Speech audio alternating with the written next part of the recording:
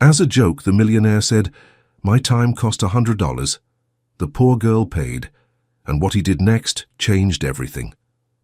Robert Kincaid drummed his manicured fingers against the polished mahogany of the conference table, his steel-grey eyes scanning the quarterly projections displayed on the wall. Kincaid Tower's top-floor boardroom offered a panoramic view of the Boston skyline, but he hadn't spared it a glance all morning. At 43, Robert had built Kincaid Investments from nothing into a billion-dollar empire, and today's meeting would determine if they acquired their largest competitor yet. "As you can see, gentlemen," he continued, his voice commanding the attention of the 12 executives present, "this acquisition positions us to dominate the entire Eastern Seaboard market by third quarter." His custom-tailored suit couldn't hide the tension in his shoulders. This deal had consumed him for months. Thomas Whitfield, his silver-haired CFO and oldest friend, nodded appreciatively. The board members exchanged impressed glances.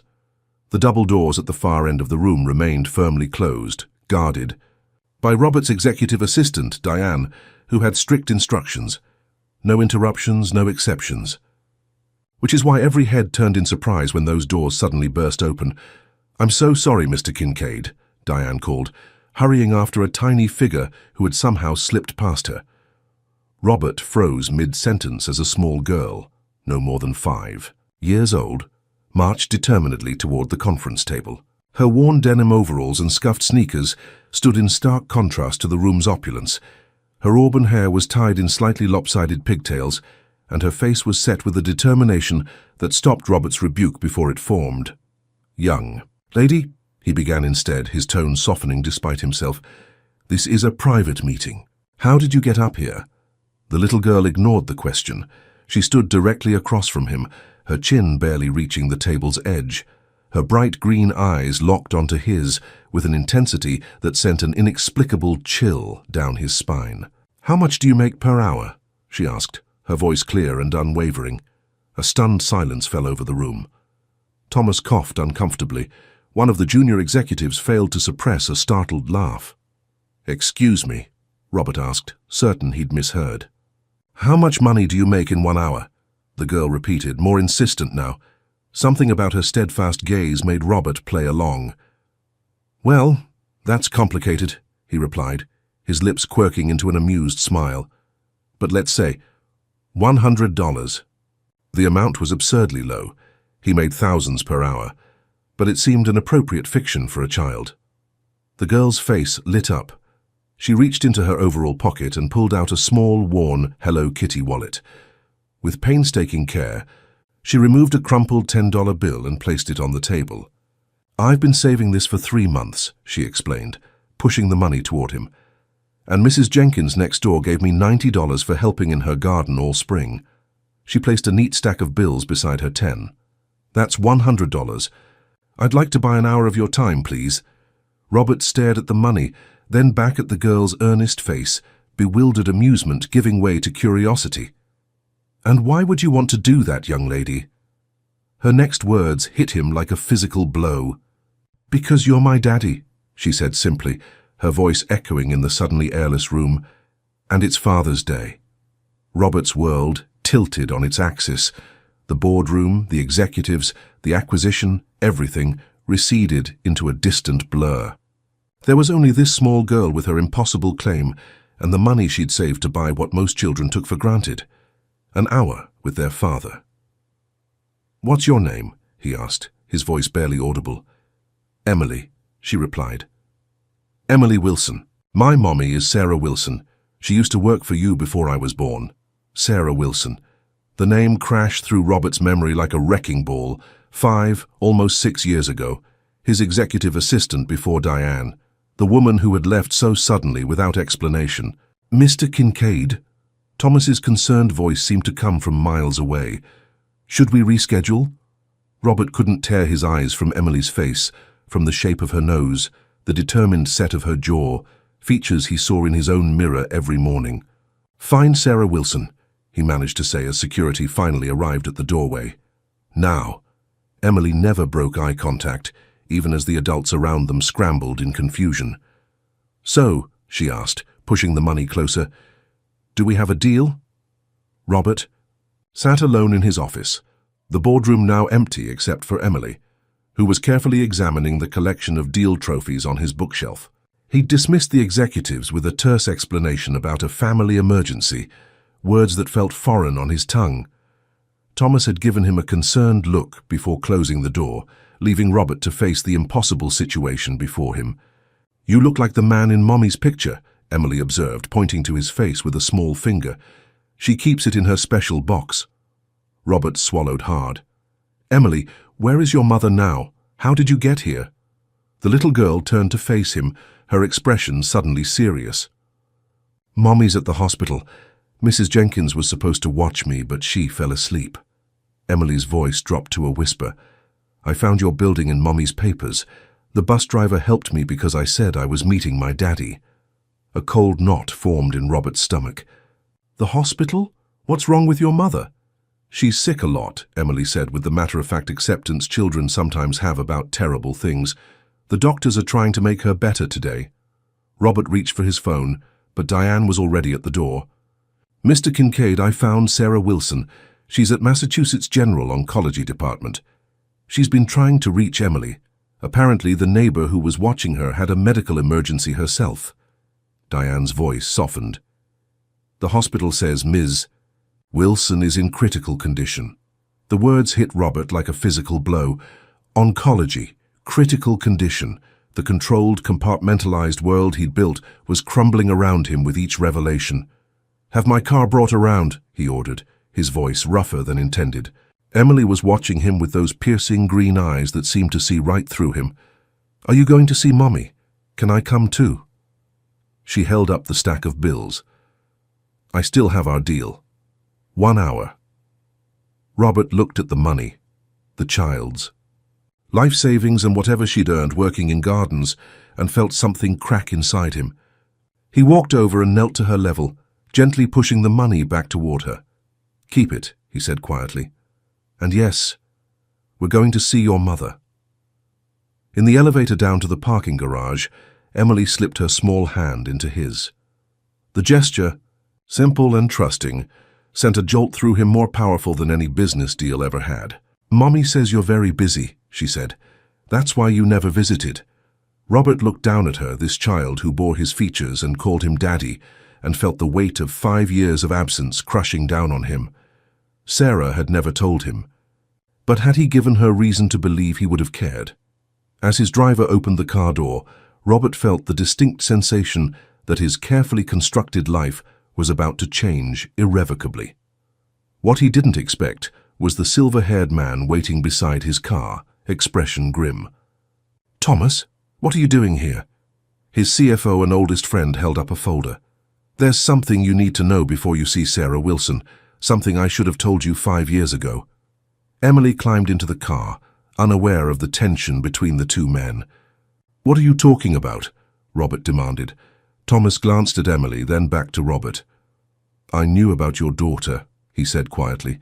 "Sarah told me before she left, and I convinced her not to tell you." The interior of Robert's Bentley felt suffocating as Thomas's confession hung in the air. Emily had fallen asleep almost immediately, exhausted from her adventure, leaving the two men to speak in hushed, tense tones. "You had just closed the Westridge deal," Thomas explained, his normally confident voice subdued. "You told me yourself that nothing could interfere with the company's trajectory. When Sarah came to me, said she was pregnant." He trailed off, looking out the window at the passing Boston streets. "So you took it upon yourself to handle the situation?" Robert's voice was dangerously quiet. "To decide what I should or shouldn't know about my own child?" Thomas turned back, his expression hardened. "You forget what you were like then, Robert. The women, the 70-hour weeks. You made it abundantly clear that nothing would stand between you and building Kincaid Investments. Nothing." The accusation stung because Robert recognized its truth. He glanced at Emily, her small chest rising and falling in peaceful sleep. Her face, his face, relaxed in innocent slumber. "Sarah refused any money initially," Thomas continued. "Said she'd rather struggle than explain to her child that their father had paid to keep them away. I finally convinced her to accept a settlement if she left the company quietly. Robert's hands clenched into fists. "You paid her off with company money?" "I paid her with my own," Thomas corrected sharply, "and I've been helping them financially ever since. At least until Sarah found out about her illness and became too proud to accept more help." The revelation crashed over Robert like ice water. Thomas, his right-hand man, his most trusted advisor, had been living a double life for years, supporting the child Robert never knew existed. "How long has Sarah been sick?" he managed to ask. "The cancer diagnosis came 8 months ago. Stage 4 by the time they caught it. She's been fighting, but—" Thomas's voice broke slightly. "The treatments aren't working anymore." Robert stared at his sleeping daughter, trying to process that. In the space of an hour, he discovered he was a father to a 5-year-old whose mother was dying. A mother he'd once known intimately, but had forgotten easily when she disappeared from his life. Why did Emily come find me today? Why now? Thomas handed him the folder he'd been holding. "Sarah's most recent will and testament. She's named you. Has Emily's guardian should anything happen to her." The car pulled up to Massachusetts General Hospital, the imposing building looming above them like a harbinger. "I never asked her if the child was mine," Robert realized aloud, the weight of his indifference 5 years ago crushing him now. "You didn't have to," Thomas replied. "The timing made it impossible to be anyone else's. And look at her, Robert. She's yours in every way." As if sensing they were discussing her, Emily stirred and opened her eyes. Those familiar green eyes, his, mother's eyes now inherited by his daughter. "Are we going to see Mommy now?" she asked sleepily. Robert nodded, not trusting himself to speak. As they walked toward the hospital entrance, Emily once again took his hand, a gesture of trust he'd done nothing to earn. "Mr. Kincaid," the receptionist greeted him with surprise, recognizing one of the hospital's major donors. "How can I help?" "You? We're here to see Sarah Wilson," Robert replied. The receptionist's expression shifted subtly.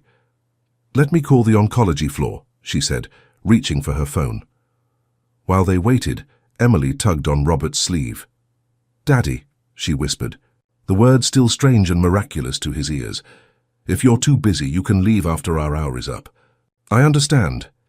That simple statement, delivered with a child's earnest acceptance of an adult world that had failed her, pierced Robert more deeply than any business rival ever could. When the elevator doors opened on the oncology floor, a doctor was waiting for them. "Mr. Kincaid, I'm Dr. Lawson. We've been trying to reach Emily's emergency contact all morning." His expression was grave. "I'm afraid Ms. Wilson's condition has deteriorated significantly overnight. You should prepare yourself." And the child. The oncology ward smelled of antiseptic and quiet desperation. Robert had visited the hospital wing many times as a donor, cutting ribbons and posing for photos, but he'd never truly seen it until now, walking these halls not as a benefactor, but as a man about to confront his past and, perhaps, his future. "Doctor," Lawson spoke in hushed tones as they approached Sarah's room. "Ms. Wilson has been asking for Emily, and for you, though she didn't expect you'd actually come." "How much time does she have?" Robert asked, the businesslike question at odds with the emotion threatening to overwhelm him. "Hours, maybe less," Dr. Lawson replied. "The cancer has spread to her brain. We're keeping her comfortable, but—" He glanced at Emily, who was walking slightly ahead with a nurse who'd offered to show her the artwork made by other children. "She's been holding on. Through sheer will, I think. Waiting." Robert nodded, unable to form words. He'd prepared for every business contingency, had backup plans for his backup plans, but nothing had prepared him for this. When they reached the room, the nurse gently brought Emily back to Robert's side. "Remember what we talked about, sweetheart? Mommy is very tired and has lots of tubes to help her, but she's so happy you're here." Emily nodded solemnly. "Can I show her my drawings?" "Of course you can," the nurse said kindly, helping her retrieve a folded paper from her overall pocket. Robert hesitated at the threshold. Through the door's window, he could see Sarah, or what cancer had left of her. The vibrant, quick-witted woman who had organized his chaotic schedule and occasionally made him laugh despite himself was now a gaunt figure, drowning in white hospital linens, her once lustrous brown hair reduced to sparse wisps. "Do you need a moment, sir?" Dr. Lawson asked. Robert straightened his shoulders. No, we've wasted enough time already. When they entered the room, Sarah's eyes were closed, her breathing shallow. Equipment beeped softly, monitoring what remained of her life force. At the P. sound of their entrance, her eyelids fluttered open, focusing first on Emily. "My baby," she whispered, a smile transforming her ravaged face. "You came back." Emily rushed to her mother's bedside, clutching her drawing. "Look, Mommy, I drew us at the beach, like you promised for this summer." Sarah's thin hand reached out to touch the colorful crayon image. "It's beautiful, Emmy." Her gaze shifted, finding Robert standing awkwardly by the door, and the smile faded into shock. "Robert, you're actually here?" The use of his first name, something she'd never done during their professional relationship, emphasized how much had changed. He moved closer to the bed, feeling like an intruder in this sacred space between mother and daughter. "Hello, Sarah," he said softly. "Emily found me. She's quite resourceful." A tear slipped down Sarah's hollow cheek. "I was going to tell you. Today, actually. I had a letter prepared." Her voice, barely a whisper, cracked with emotion. "I never wanted to keep her from you. It just became harder to explain the longer I waited." Robert glanced at Thomas, who stood silently in the corner, then back to Sarah.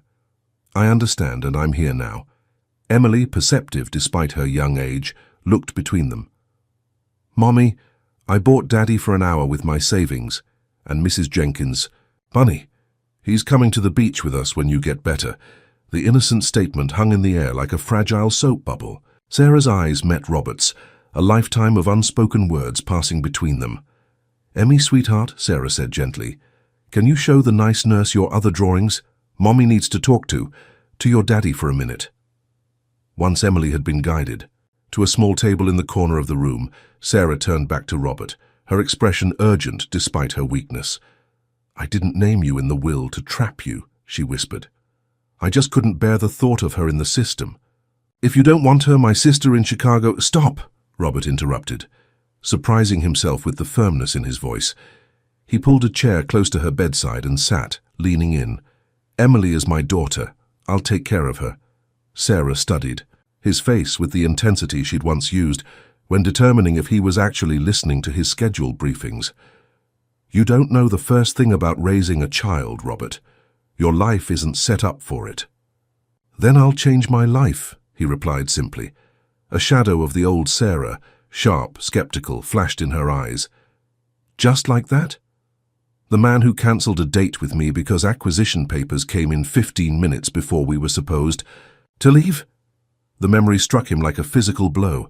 He had taken her to dinner once, 5 years and a lifetime ago, a rare moment of weakness that had led to a single night together. A night he'd promptly compartmentalized and forgotten in the rush of the biggest deal of his career. Before he could respond, Sarah's expression softened. "I'm sorry, that's not fair, you didn't know." Her breathing became more labored. "But you need to understand something. Emily believes in fairy tales. She thinks her daddy is going to swoop in and make everything better. If you're going to be in her life, you can't be the father who checks in when it's convenient. She deserves better than that." Robert reached out, hesitantly taking Sarah's frail hand in his. "I promise you, Sarah, I'll be the father she needs." Sarah's eyes filled with tears. "Don't make promises you can't keep, Robert. Not to her." As if summoned by her mother's distress, Emily returned to the bedside, climbing carefully onto the edge of the bed. Sarah's face transformed again, love pushing past the pain. "Mommy, don't cry," Emily said, patting her mother's cheek with her small hand. "Daddy's here now. Everything will be okay." Sarah pulled her daughter close, pressing a kiss to her forehead. Over the child's head, her eyes found Robert's again, filled with a fierce, desperate plea. Dr. Lawson appeared in the doorway, his expression grave. "Ms. Wilson, it's time for your medication." As the doctor approached with a syringe, Sarah kept her gaze locked with Robert's, mouthing words only he could see. "Prove me wrong." The next 36 hours passed in a blur for Robert. He cancelled meetings, delegated urgent matters to Thomas, and remained at the hospital, watching the tenuous thread of Sarah's life grow ever thinner. Emily stayed too, sleeping on a cot the nurses brought in. drawing pictures of impossibly happy futures, stick figures of 3 people holding hands on sunny beaches, standing before massive Christmas trees, riding roller coasters together. Each crayon bright image was like a knife to Robert's heart, windows into the childhood fantasies he'd never known she harbored. Fantasies of a complete family, of a father who had been there all along. "She's been drawing these for years," Sarah told him during a rare moment of lucidity, the aggressive pain medications having temporarily cleared her mind. "I told her, you were a very important businessman saving the world through your work." Robert winced. "You made me sound much better than I am." Sarah's laugh turned into a painful cough. "What was I supposed to say? Your daddy doesn't know you exist because I was too proud and he was too self-absorbed." Her expression softened. "Children need heroes, Robert. I gave her one, even if it was a fiction." In the corridor outside, Robert had encountered Dr. Lawson again. "We're making her comfortable. But her organs are shutting down," the doctor explained gently. "It's time to say goodbyes." Now, as dawn broke on the second day, Robert sat beside Sarah's bed, while Emily still slept on the cot. Sarah's breathing had become more labored overnight, her periods of consciousness briefer and more confused. "Robert," she whispered, her eyes fluttering open, startling him from his thoughts. "You're still here." He leaned closer. "I told you I would be." Her cracked lips formed a weak smile. "First, time for everything." She gestured weakly for water, and he held the straw to her lips. "Emily has a routine, her school, her stuffed elephant she can't sleep without. Mrs. Jenkins helps, but she's getting too old for childcare." "Sarah," Robert interrupted gently, "so we can talk about this later when you're stronger." She shook her head, a flash of the old determination in her eyes. "No more later for me. Listen, Emily needs stability, not nannies and boarding schools, not your 60-floor tower with no other children. She needs a home." Robert wanted to protest, to tell her she would recover, that they would have time to figure this out together, but the lie died on his lips. Instead, he said, "I don't know how to be a father, Sarah." "Nobody does at first," she replied, her voice fading. "You learn. You show up. You put someone else first." Her fingers tightened weakly around his. "There's a letter in my apartment, in my nightstand. Instructions, Emily's schedule, her favorite foods, the names of her stuffed animals." A tear slipped down her hollow cheek. "I've been writing it for months, adding to it every time I remembered something important about her." The reality of what was happening, that Sarah had been preparing for her death, preparing to entrust their daughter to a man who hadn't known of her existence until 2 days ago, struck Robert with crushing force. "I'll find it," he promised. "I'll follow it to the letter." Sarah's eyes drifted to where Emily slept. "She likes her sandwiches cut in triangles, not squares. She's afraid of the dark, needs the blue nightlight. Her favorite story is about the princess who saves herself." Her words were becoming more urgent, as if she were trying to download 5 years of motherhood into these final moments. "She's allergic to strawberries. Not deathly, but she gets hives. She needs someone to check her homework. She rushes through math because she finds it boring even though she's good at it." "Sarah," Robert said, his throat tight, "I'll take care of her. I swear it." She nodded slightly, her eyelids growing heavy. "One more thing," she murmured. "The most important." She beckoned him closer until his ear was near her lips. "Love her more than your empire. If you can't do that, let my sister take her."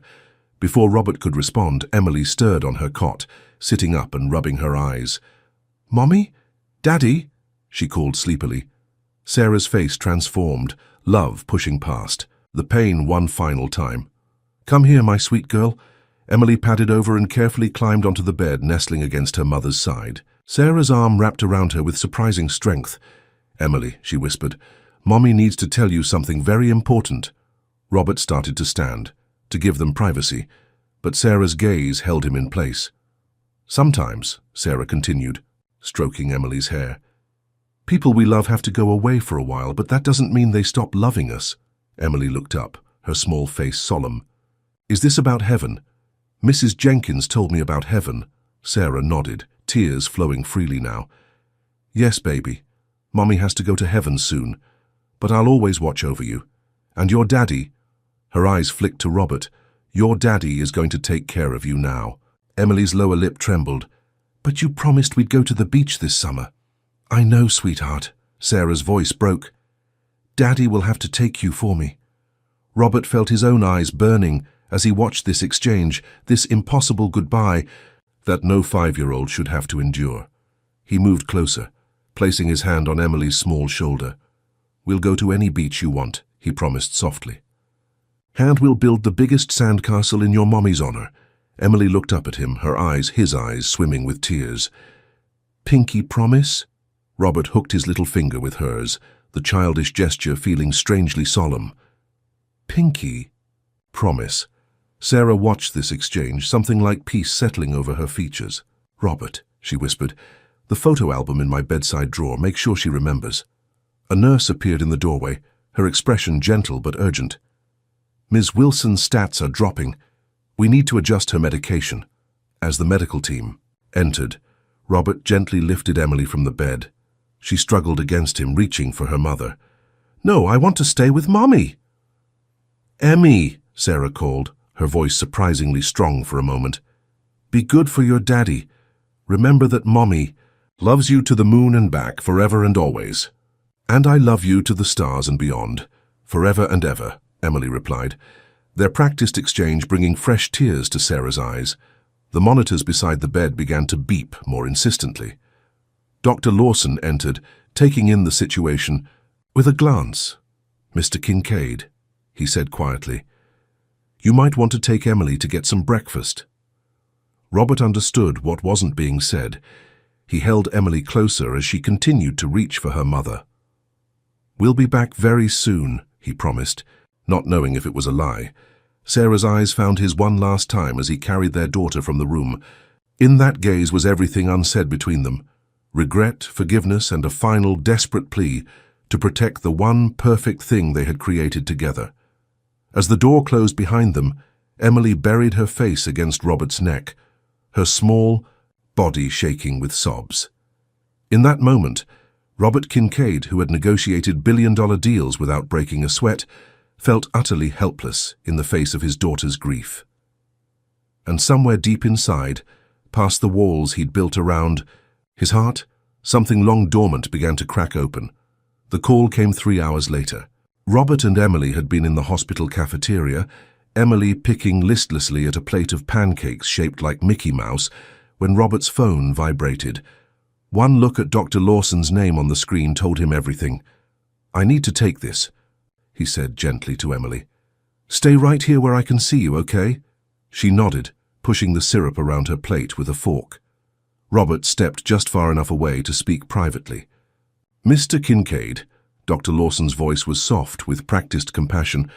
"I'm very sorry. Ms. Wilson passed peacefully about 10 minutes ago." Though he had been expecting it, the finality still struck Robert like a physical blow. Sarah was gone. The mother of his child, a woman he had barely known despite their profound connection, was gone forever. "Thank you, Doctor," he managed to say, "for everything you did for her." "She was a remarkable woman," Dr. Lawson replied. "In her final moments, she asked me to remind you about a letter." "I'll find it," Robert assured him, his gaze fixed on Emily, who was now carefully arranging her fruit into a smiley face, unaware that her world had just irrevocably changed. After hanging up, Robert stood frozen, the noise of the cafeteria fading to a distant hum. How did one tell a 5-year-old that her mother was never coming back? His own mother had died when he was 12, old enough to understand death, young enough for it to destroy his sense of security forever. His father had delivered the news with stiff-lipped stoicism, then retreated into work, leaving Robert to navigate his grief alone. He would not do that to Emily. Robert returned to the table and sat beside her rather than across. "Emily," he began, his voice gentle. She looked up at him and he saw in her eyes that she already knew. Children often did, he realized. They sensed the seismic shifts adults tried to cushion. "Mommy went to heaven, didn't she?" Emily asked quietly. Robert nodded, unable to trust his voice. Emily's lower lip trembled, but she didn't cry. Instead, she reached into her pocket and pulled out a folded paper heart, holding it out to him. "Mommy helped me make this last week. She said when she went to heaven I should give it to you." Robert unfolded the paper heart with trembling fingers. Inside, in Sarah's neat handwriting, were the words, "She needs you more than your company does." Something broke open inside Robert then, a dam he hadn't known existed, and for the first time since his own mother's funeral, tears filled his eyes. Emily watched him curiously. "Are you sad, Daddy?" "Yes," he admitted, not bothering to wipe away the tear that escaped. "I'm sad that your mommy is gone, and I'm sad that I didn't know her or you better." Emily considered this, then scooted her chair closer. "Mommy said you were saving the world with important business. That's why you couldn't visit." The child's acceptance of this fiction, this kind lie Sarah had told to protect both Emily and Robert's image, was more painful than any accusation could have been. "Emily," he said, choosing his words carefully, "sometimes grown-ups make mistakes. Big mistakes. I should have been part of your life from the beginning, and I wasn't. And I'm very, very sorry for that." She studied him with those piercing green eyes. "But you're here now. You kept our deal, the $100 she'd saved to buy an hour of his time, an hour that had stretched into days and would now stretch into a lifetime of responsibility." "Yes," he said softly, "and I'm not going anywhere." After making arrangements at the hospital, Robert found himself facing another challenge, taking Emily to the only home she had ever known, to collect her belongings and find Sarah's letter. Sarah's apartment was in Cambridge, a modest two-bedroom in a well-maintained but decidedly middle-class building, the kind of place Robert hadn't set foot in for decades.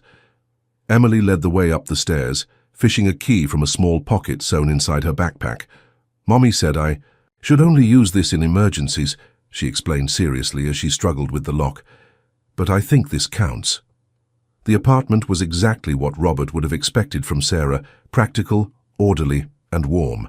Bookshelves lined the living room walls, family photos covered the refrigerator, and Emily's artwork was displayed prominently on a dedicated corkboard. "My room is this way," Emily announced, leading him down a short hallway. "You can see my stuffed animals." Robert followed, noting the careful economy of the space. Sarah had clearly stretched every dollar to create a loving home.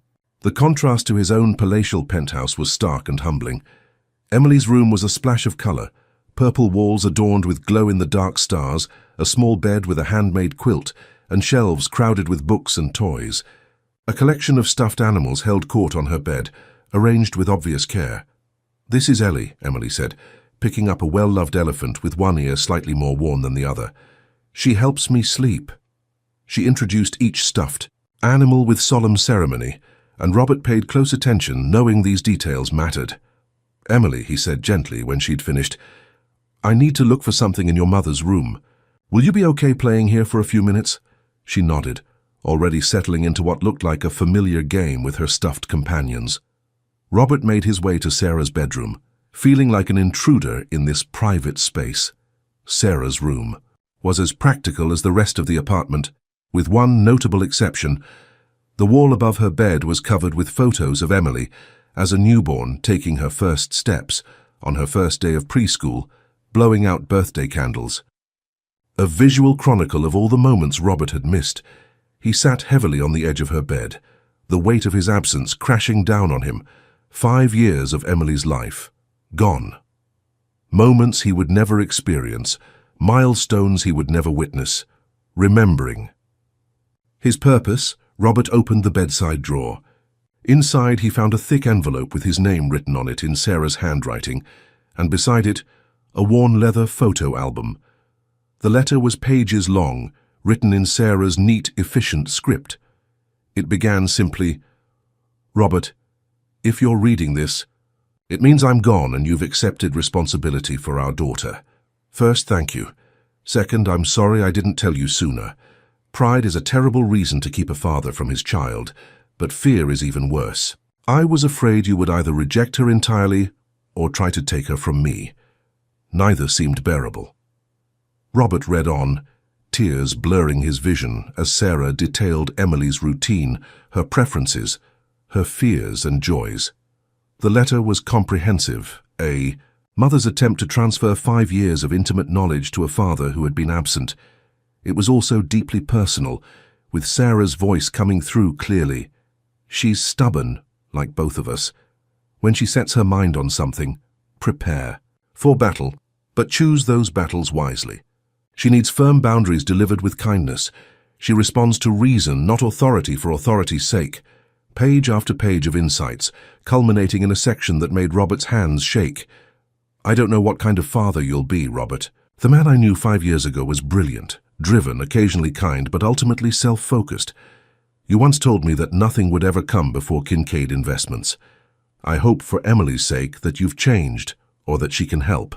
You change, because here's the truth about parenthood. It will break you open if you let it. It will demand everything and return immeasurable joy. It's not a part-time commitment or something you can delegate. Emily doesn't need your money or your connections. She needs you, your time, your attention, your love. If you can give her those things, you'll discover what I did.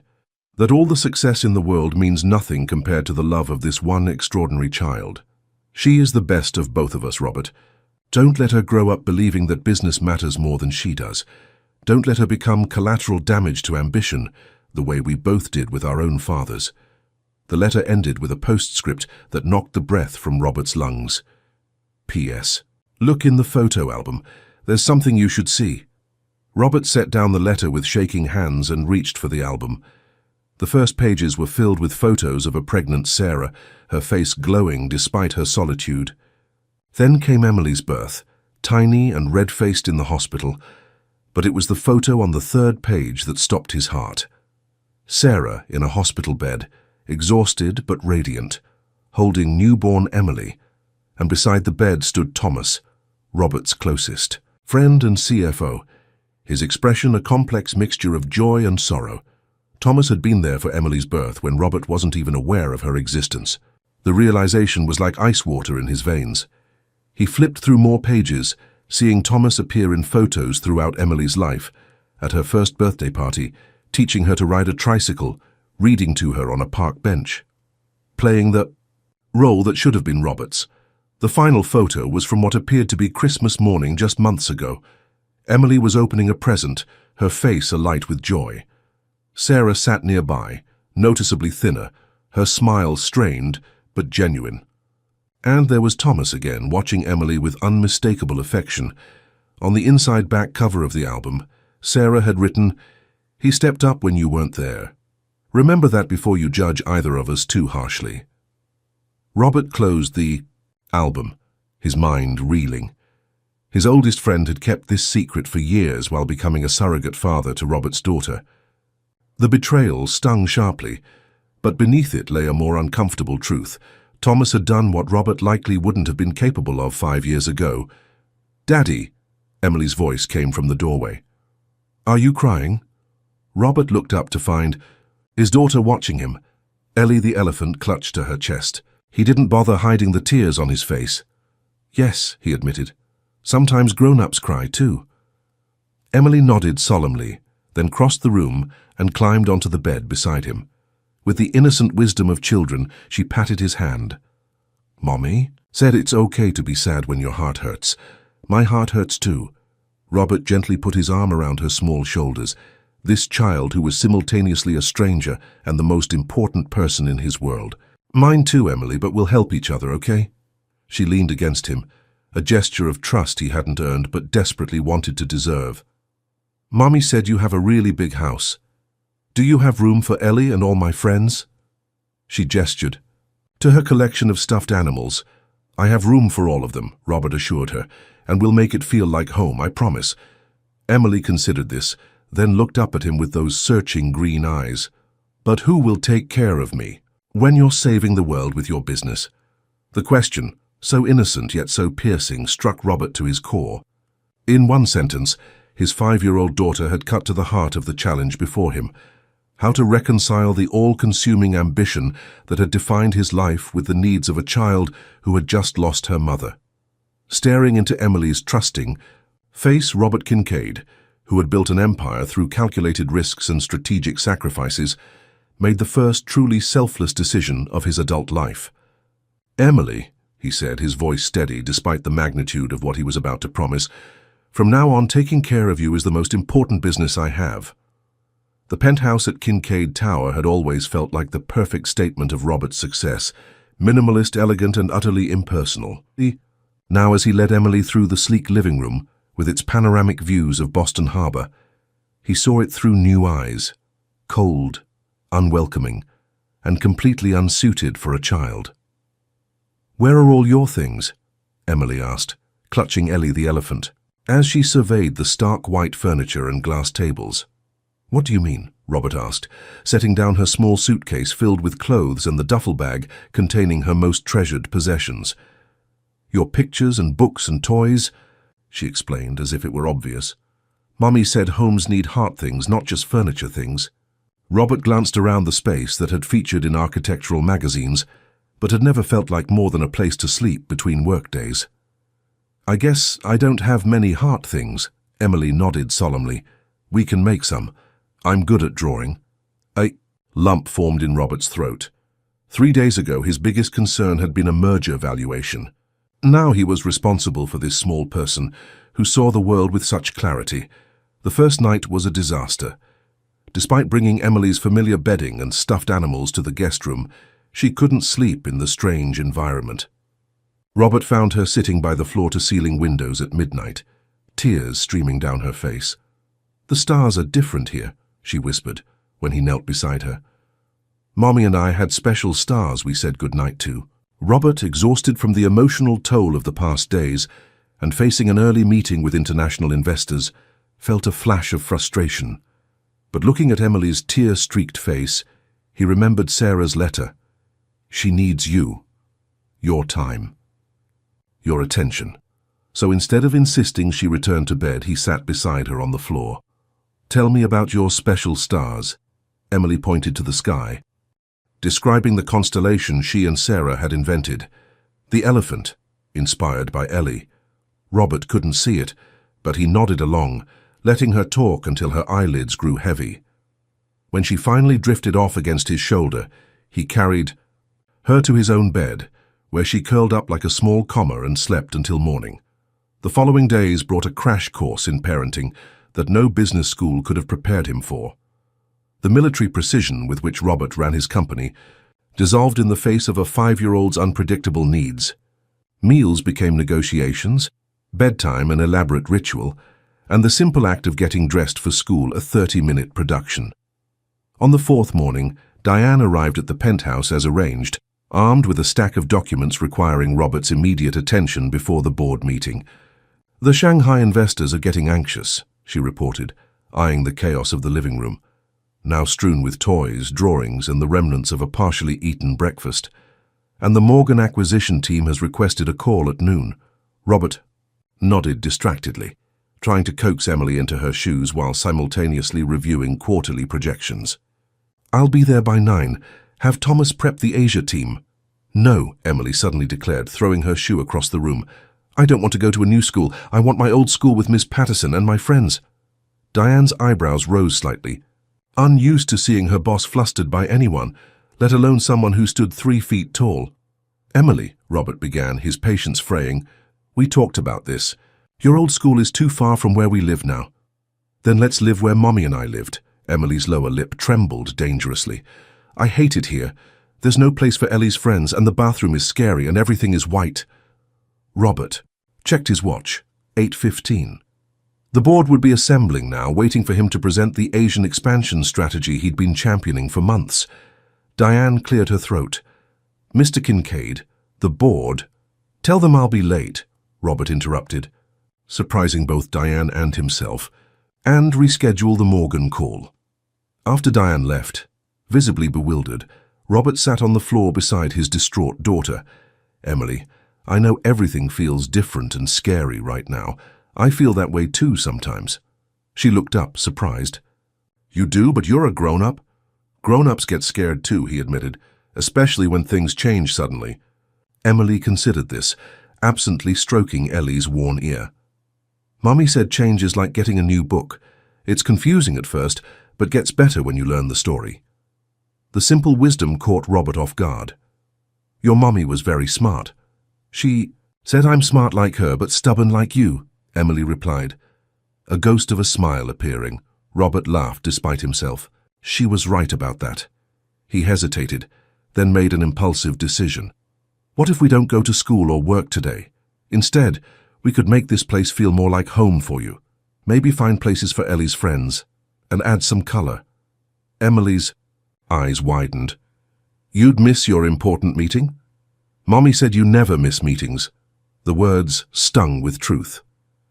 "I'm learning new priorities," he said simply. By the time Robert finally arrived at Kincaid Tower that afternoon, the board meeting had proceeded without him, an unprecedented absence that had set off speculation throughout the company. As he stepped off the elevator, Thomas was waiting, his expression inscrutable. "Conference room," his CFO said without preamble. "The board wants to speak with you, now." Robert straightened his tie, the same one he'd worn yesterday, another. "First, about the Asia strategy?" Thomas's gaze was steady. "About your future with the company." The conference room fell silent as Robert entered. 8 board members sat around the table where, just a week ago, a small girl had interrupted his carefully orchestrated life. Now those same executives regarded him with expressions ranging from concern to barely disguised opportunism.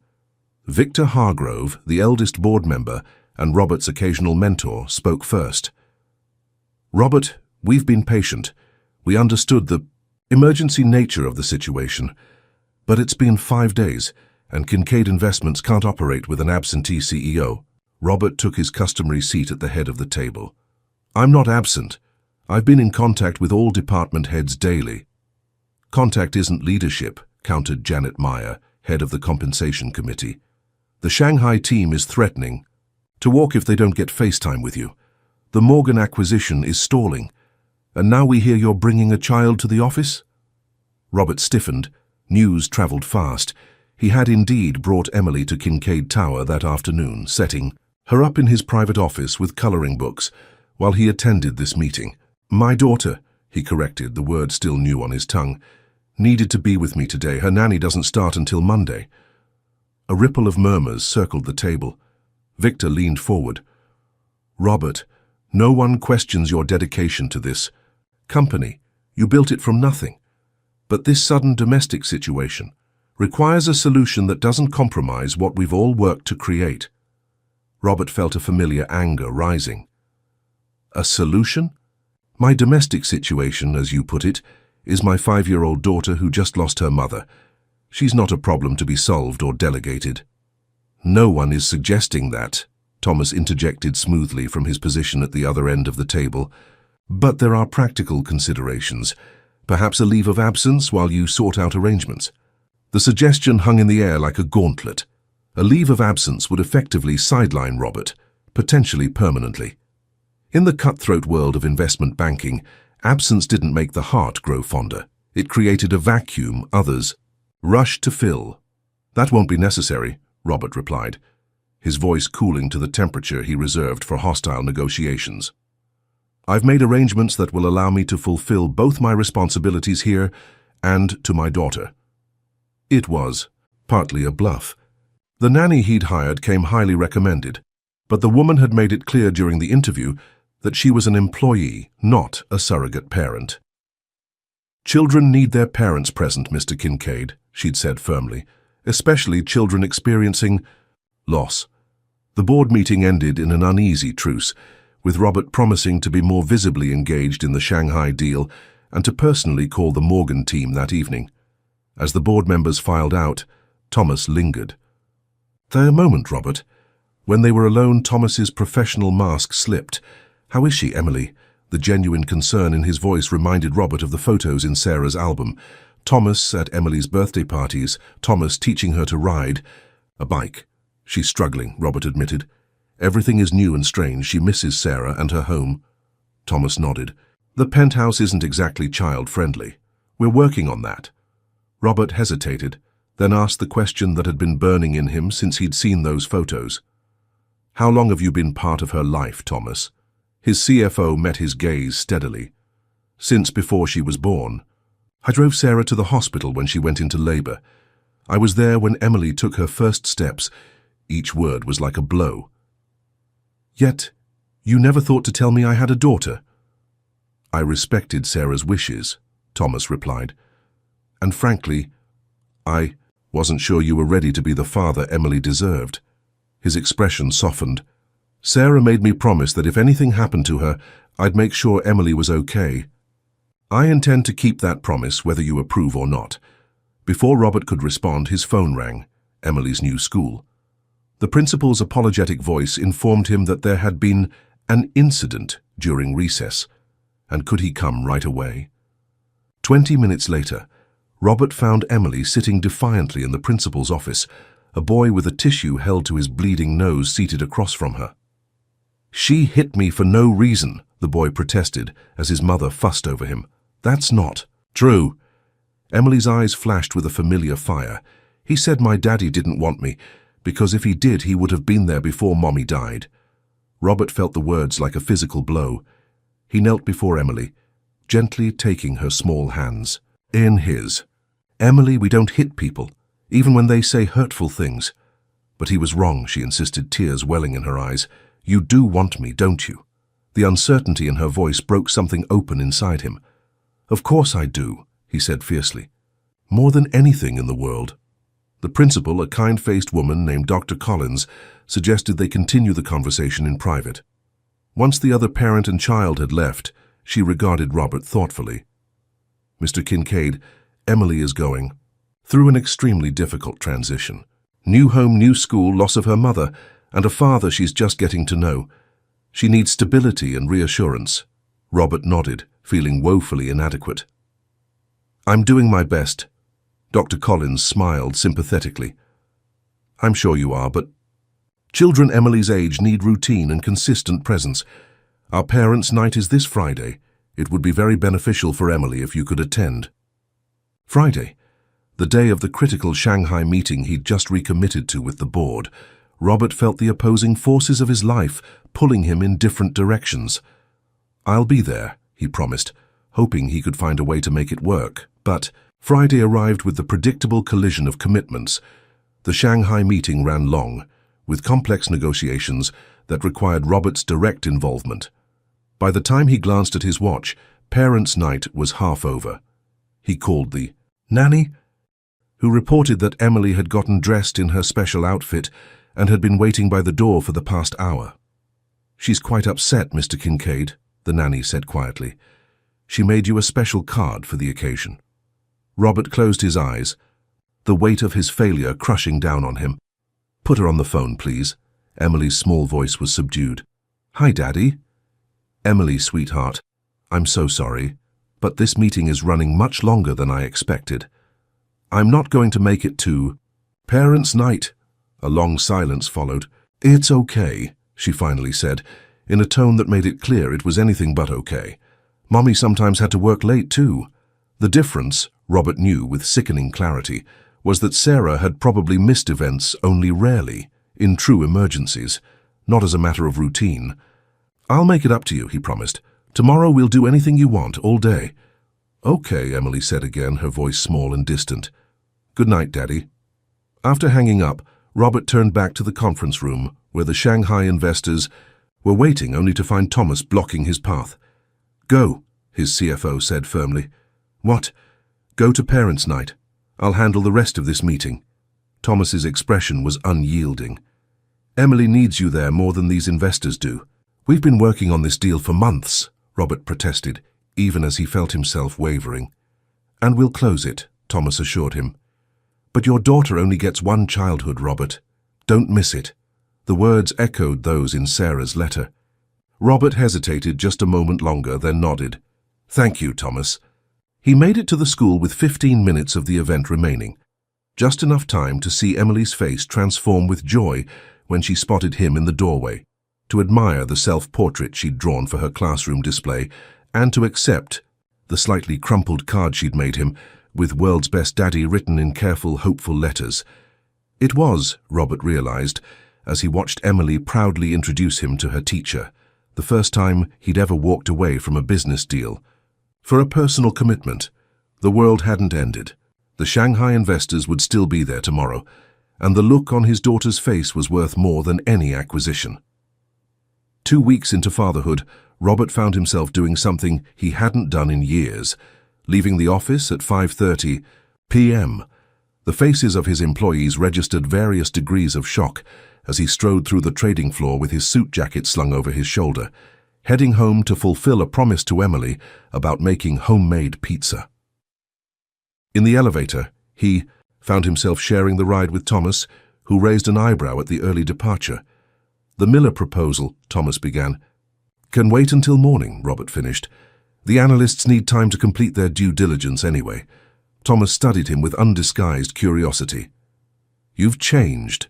The observation wasn't judgmental, merely factual, but it sparked something in Robert. As the elevator reached the lobby, he made an impulsive decision. "Join us for dinner," he said. "Emily's been asking about you." Thomas hesitated, surprise evident on his face. "Are you sure that's a good idea?"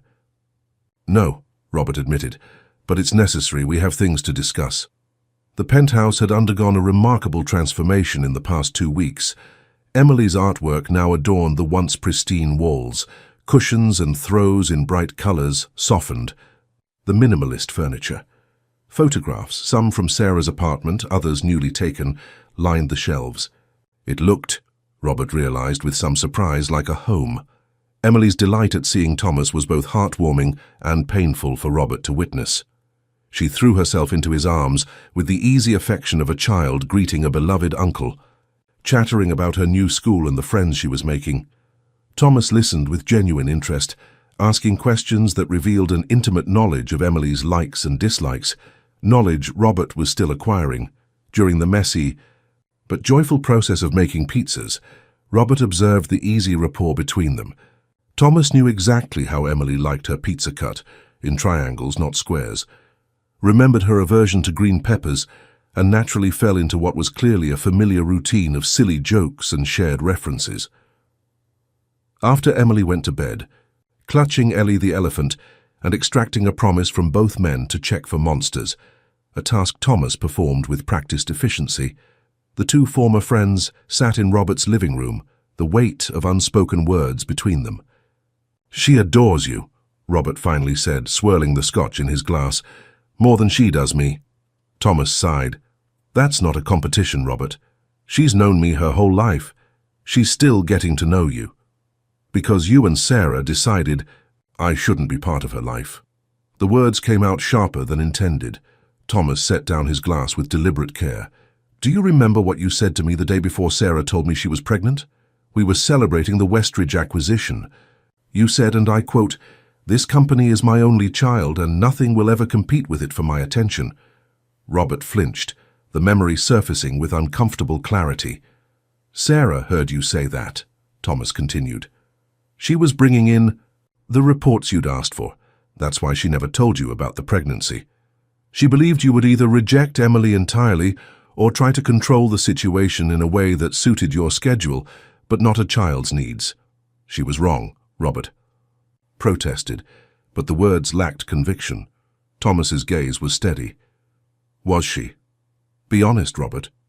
If Sarah had come to you 5 years ago and said she was pregnant with your child, what would you have done?" Robert wanted to insist he would have stepped up, embraced fatherhood, but the truth was more complicated. "I would have provided financially," he admitted. "Set up a trust fund, probably arranged for the best nannies and preschools.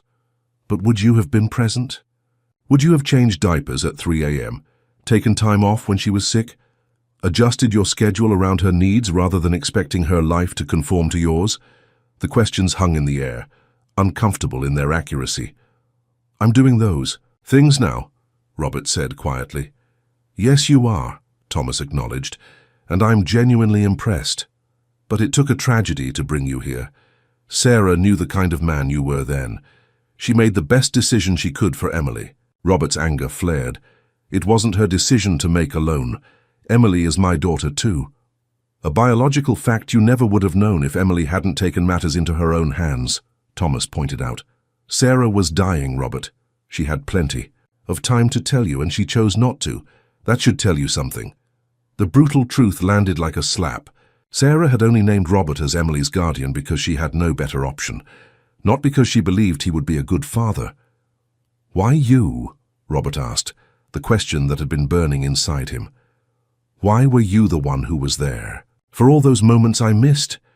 Thomas looked away, a complexity of emotions crossing his face. "I loved her," he said simply. "Not the way you did, briefly and conveniently, but deeply and completely. She didn't feel the same, but she allowed me to be part of Emily's life. It was enough." The revelation stunned Robert into silence. Thomas, controlled, practical Thomas, had harbored feelings for Sarah all these years, standing by her and Emily while keeping Robert's company running smoothly. "I didn't know," Robert finally said. "There's a lot you didn't know," Thomas replied, not unkindly. "You've built an empire, Robert, but you've missed so much life in the process." Before Robert could respond, a small voice came from the hallway. "Daddy? Uncle Thomas, I had a bad dream." Emily stood there in her pajamas, clutching Ellie, tears streaking her face. Both men rose simultaneously, then exchanged a glance. Thomas stepped back, deferring to Robert with a small nod. Robert crossed to his daughter and lifted her into his arms. "Want to tell me about it?" Emily buried her face against his shoulder. "Mommy was calling for me, but I couldn't find her," she whispered. "I looked everywhere." Robert's heart constricted. He carried Emily to the couch, sitting with her in his lap. Thomas quietly excused himself to make hot chocolate, apparently part of the established nightmare protocol. "I miss her so much," Emily said, her small body shaking with sobs. Why did she have to go away? It was the question Robert had been dreading, the one no logical explanation or corporate strategy could answer satisfactorily. He thought of the clinical explanations he could offer, about cancer and mortality rates, and knew they would mean nothing to a grieving child. Instead, he held her close and said the only true thing he knew. "I miss her too, sweetheart. Not in the same way you do, because you had so much more time with her. But I wish she was here too, especially for you." Emily looked up at him, her tear-stained face searching his. "Really? But you have your big company and your important meetings." "None of that matters as much as you," Robert said, surprising himself with how deeply he meant it. "Your mum made sure you had everything you needed, especially love. And now, that's my job. I'm not as good at it as she was, but I promise I'm trying to learn." Thomas returned with the hot chocolate, topped with the miniature marshmallows Emily loved. She accepted it with a watery smile, then asked in a small voice, "Can Uncle Thomas stay tonight? He knows how to keep the bad dreams away." The request stung, but Robert swallowed his pride. "If Uncle Thomas doesn't mind, that would be fine. Later," after Emily had finally fallen asleep between them on the couch during a Disney movie, Thomas spoke softly. "You're doing better than you think, Robert. She's starting to trust you." Robert looked down at his sleeping daughter, her hand now clutched in his rather than Thomas's. "I can't replace Sarah. I don't even know if I can be the father Emily deserves." "No one's asking you to replace Sarah," Thomas replied. "Emily doesn't need a perfect father. She just needs one who shows up, consistently, reliably, even when it's inconvenient or difficult." Robert met his friend's gaze over Emily's sleeping form. "I never thanked you," he said quietly, "for being there when I wasn't, for taking care of them both." Thomas nodded, acceptance of the belated gratitude in his eyes. "Sarah made me promise that if anything happened to her, I'd make sure Emily was all right. That includes making sure her father steps up." He paused. "The question is, are you willing to make the changes necessary to be the father she needs? Because, from where I stand, Kincaid Investment still seems to be your priority." The accusation was gentle but pointed. Before Robert could formulate a defense, his phone buzzed with an incoming call. The Tokyo office, where it was already morning. Instinctively, he reached for it, then stopped himself as Emily stirred in her sleep. Thomas raised an eyebrow, his point made without words. Robert let the call go to voicemail, a small but significant choice. The message was clear. There would be many such moments in the years ahead, countless decisions between work and fatherhood, and the pattern of those choices would ultimately define what kind of father he would be. As if reading his thoughts, Thomas said quietly. It's not one big decision, Robert. It's 1,000 small ones every day. Looking down at Emily's peaceful face, Robert made a silent promise, not just to Sarah or to Emily, but to himself. Whatever it took, whatever he had to change or sacrifice, he would become the father this extraordinary child deserved. The Morgan acquisition was falling apart. Robert paced his office, phone pressed to his ear as he listened to the increasingly frantic reports from his team on the ground in New York.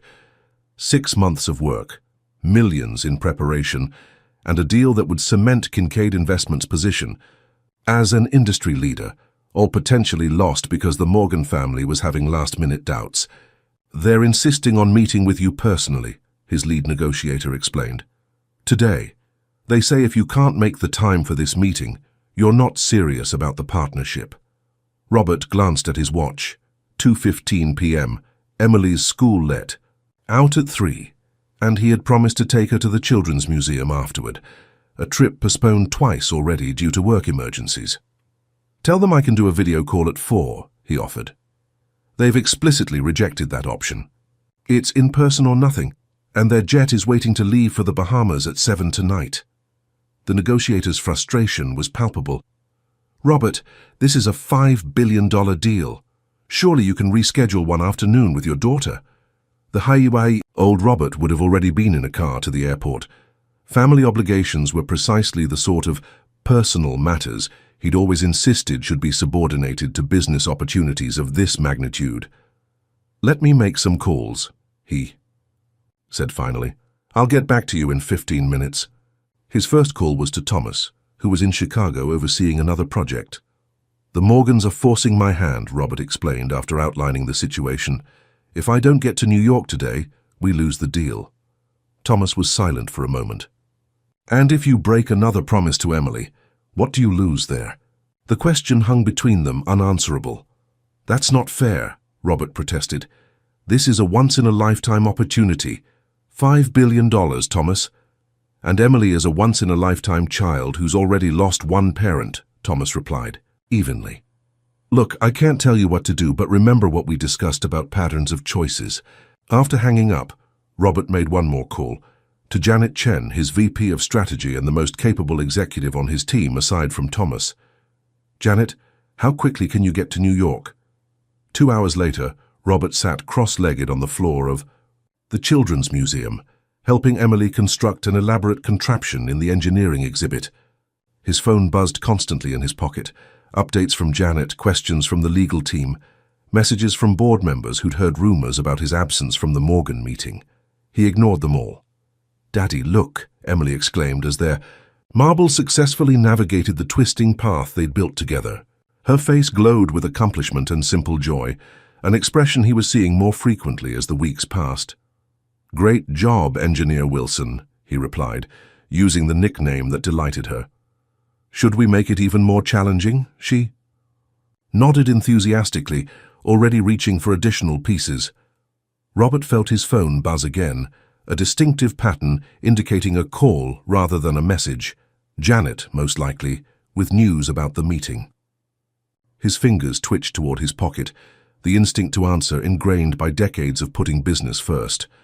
Emily glanced up, her expression faltering slightly as she recognized the familiar gesture. You can take your call, Daddy. I know it's important.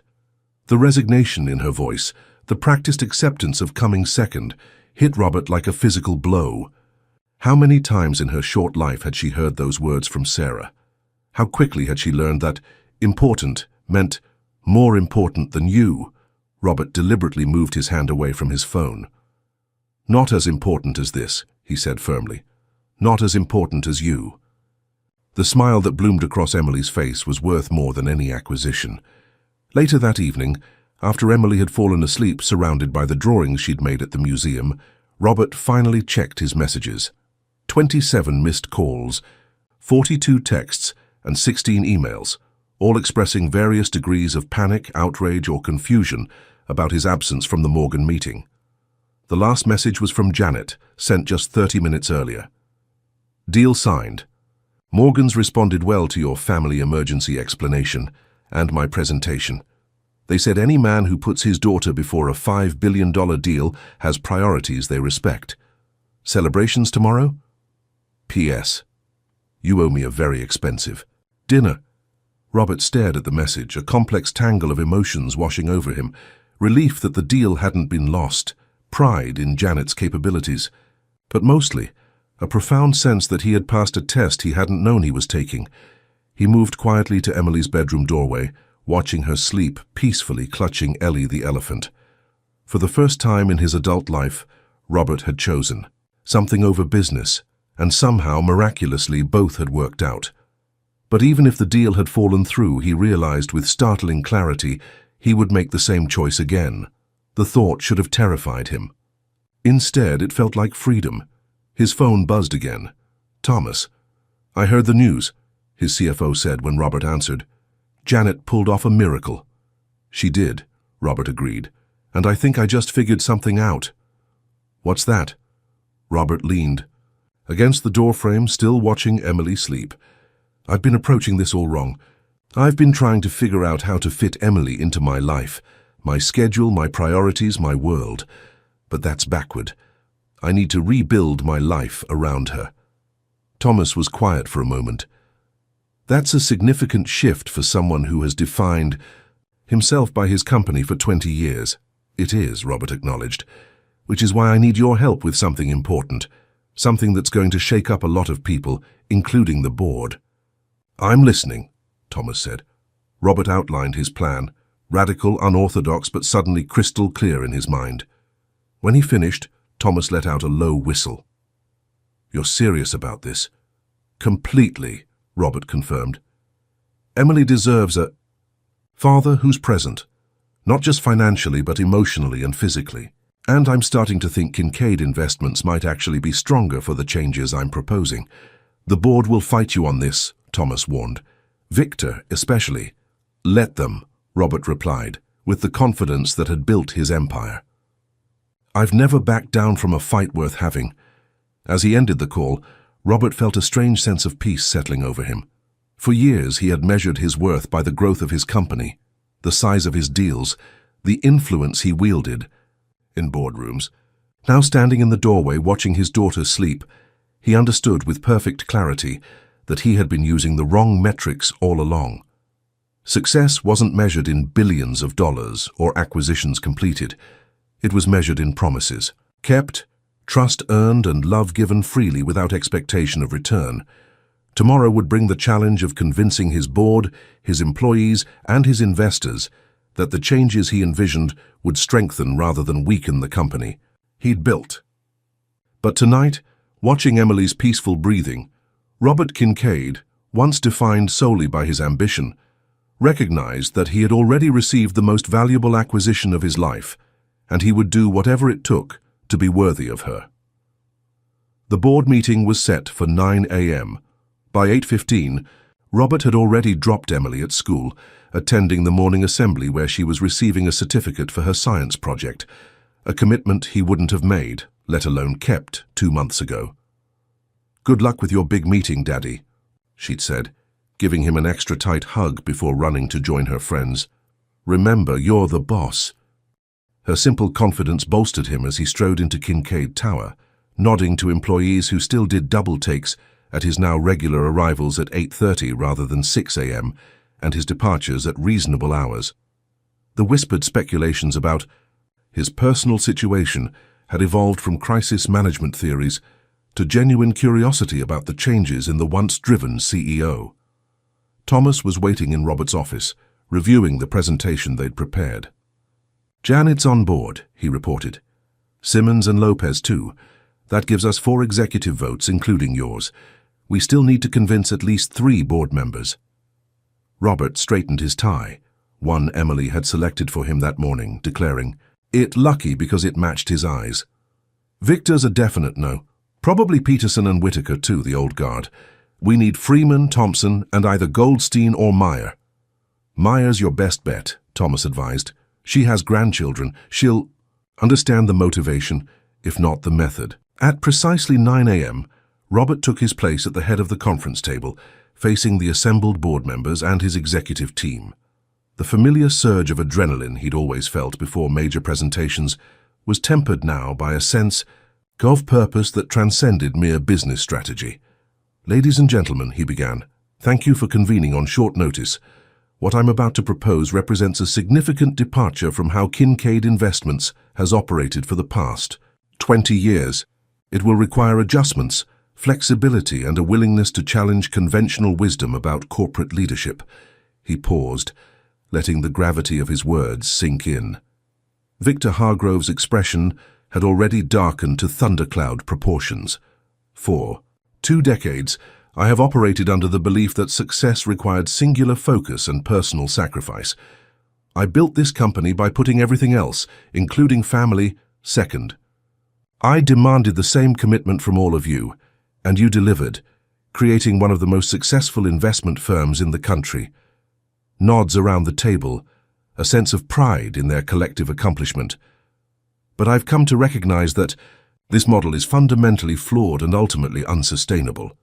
It produces short-term gains at the expense of long-term health, both for the individuals involved and, I believe, for the company itself."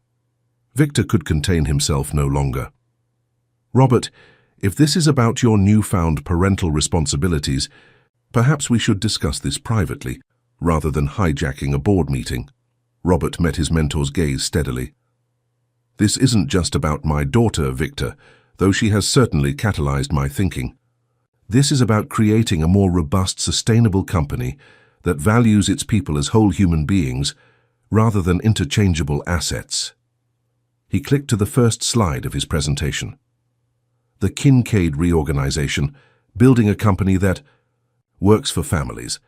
For the next 30 minutes, Robert outlined his vision, a comprehensive restructuring of Kincaid Investments that would redistribute leadership responsibilities, create genuine work-life balance policies, and implement collaborative, decision-making processes that didn't rely on the constant physical presence of a single person.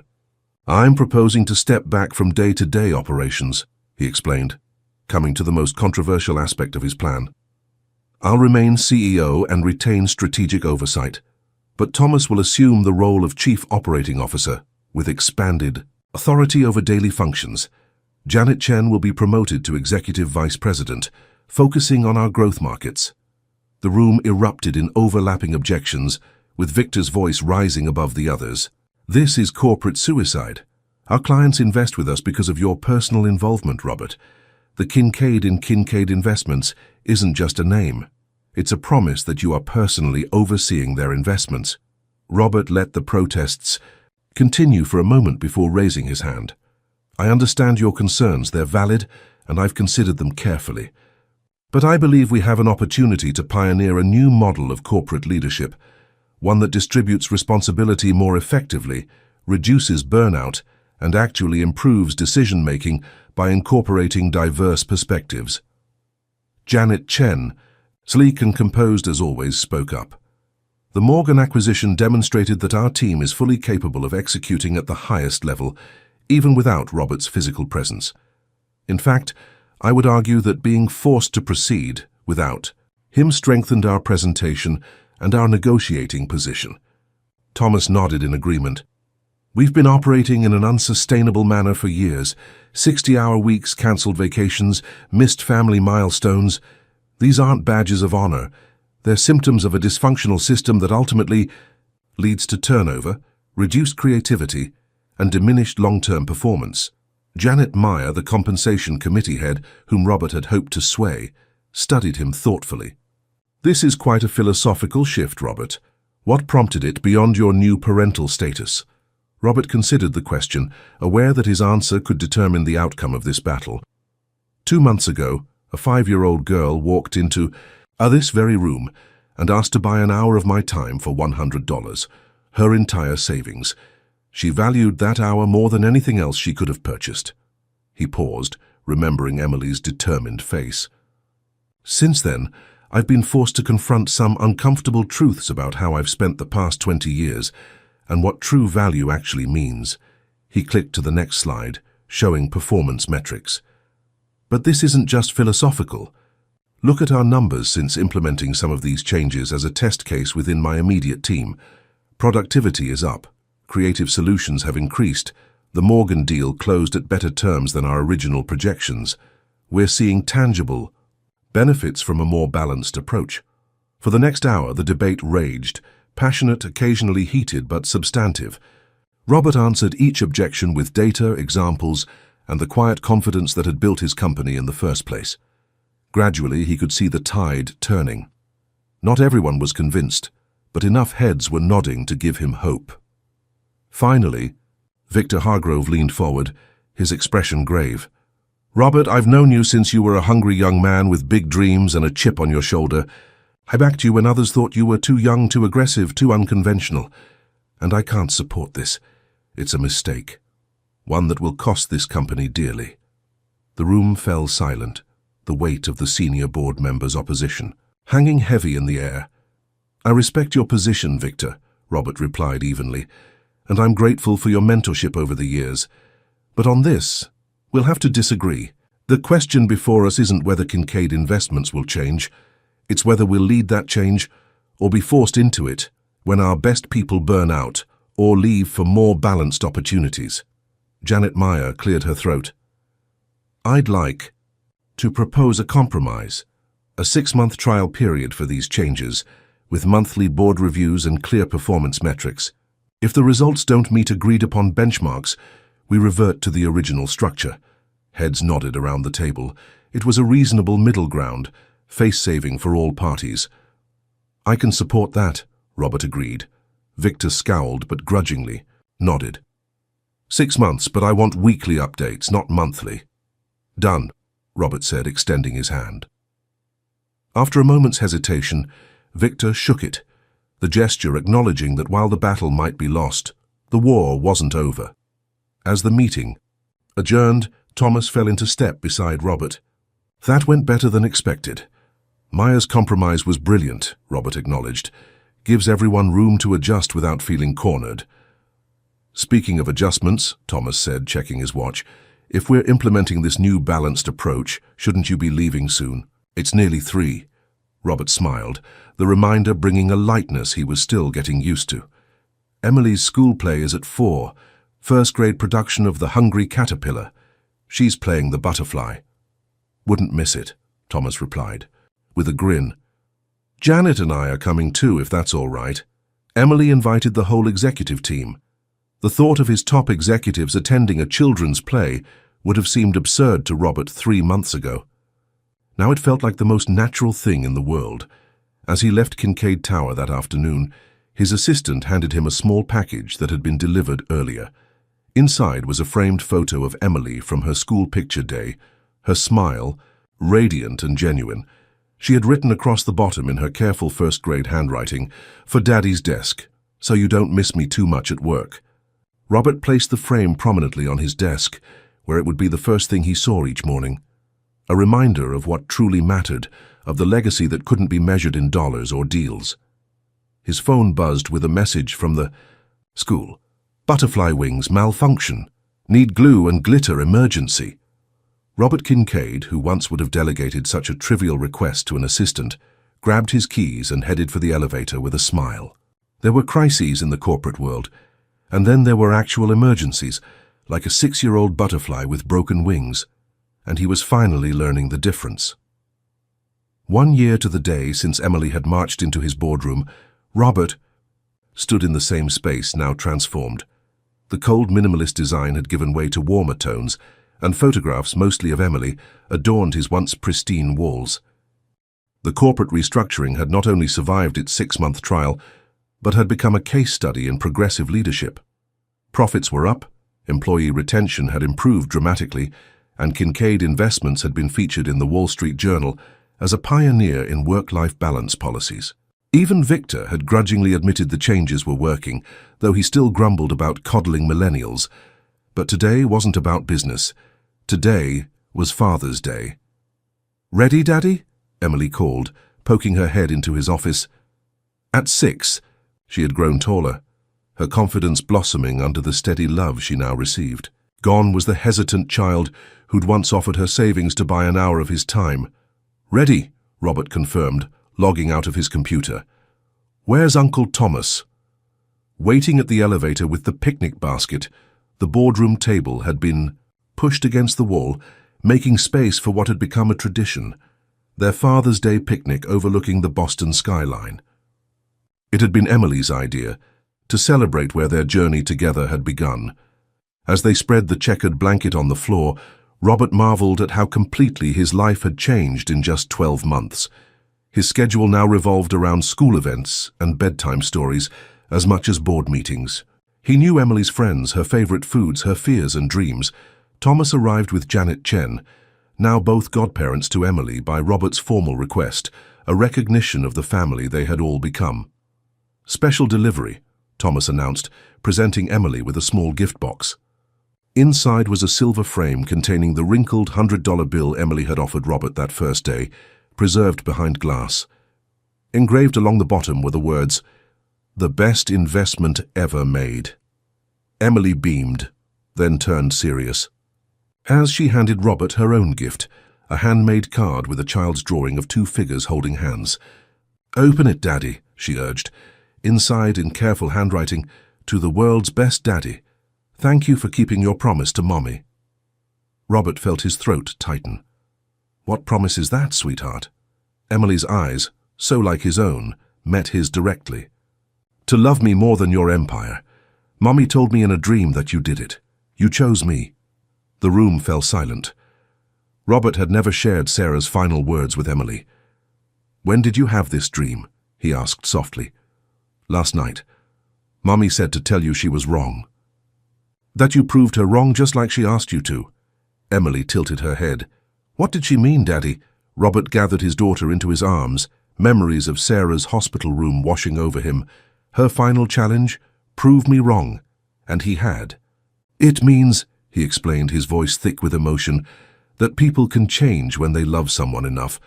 Your mommy wasn't sure I could change, but I did, because of you." Emily nodded solemnly.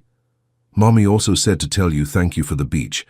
Last summer, Robert had kept his promise, taking Emily to the same seaside town where Sarah had once vacationed as a child. They'd built an enormous sandcastle and left a small frame with Sarah's photo beside it when the tide came in, Emily's idea of sending her mother a gift. Thomas cleared his throat, emotion evident in his eyes too. "To Sarah," he said, raising his lemonade glass, "who gave us both the greatest gift." "To Mommy," Emily echoed. As they enjoyed their picnic, the afternoon sun streaming through the windows. Sarah had once kept spotlessly clean as Robert's assistant. Robert reflected on the journey of the past year. He had lost an empire of isolation and gained a kingdom of connection. His company was thriving not despite his changed priorities, but because of them. Later, as Emily chatted with Janet about her upcoming dance recital, Thomas moved to stand beside Robert at the window. "You did it," his friend said quietly. "You proved her wrong." Robert nodded, watching his daughter's animated expression. "The strangest part is that I don't even remember who I was before. That man seems like a stranger now." "He was," Thomas replied simply. "But this version, the real Robert Kincaid, he's someone Sarah would have been proud to know." As the sun began to set over Boston, casting golden light across the boardroom where his life had changed forever, Robert Kincaid, once defined solely by the empire he'd built, understood with perfect clarity that his greatest legacy would never be measured in acquisitions or assets. It was sitting cross-legged on a picnic blanket in a corporate boardroom, wearing a paper crown she'd made herself, laughing with the kind of joy that no amount of money could ever buy, and it had only cost him $100 and everything he thought he wanted, a trade that had given him everything he truly needed.